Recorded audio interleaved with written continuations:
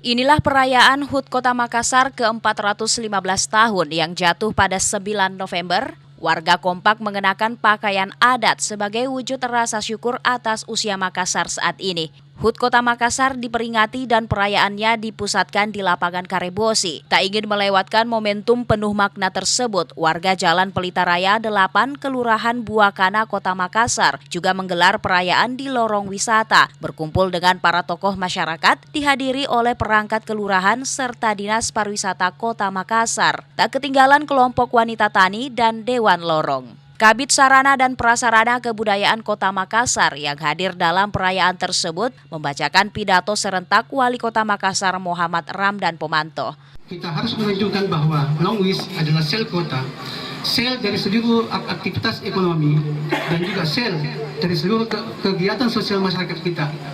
Pembangunan Longwis sudah baik dengan mengembangkan city farming atau pertanian kota sebagai perwujudan konsep ekonomi, di mana penciptaan nilai tambah berasal dari sejumlah potensi UMKM yang ada di Kota Makassar.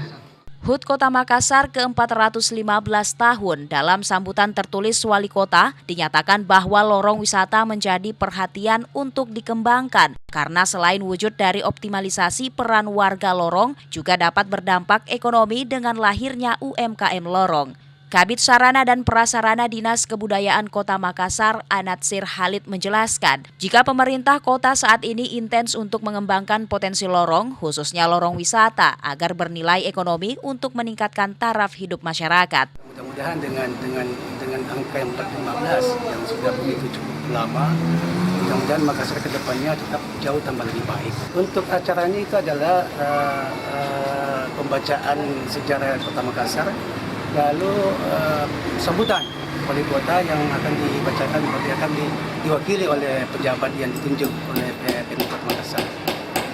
Oke, Pak. Pada HUT ke-415 tahun Kota Makassar, masyarakat berharap kepada pemerintah agar Kota Makassar menjadi kota maju dan memperhatikan kesejahteraan masyarakatnya. Irfan P. Putra, Fajar TV dan Fajar Radio melaporkan.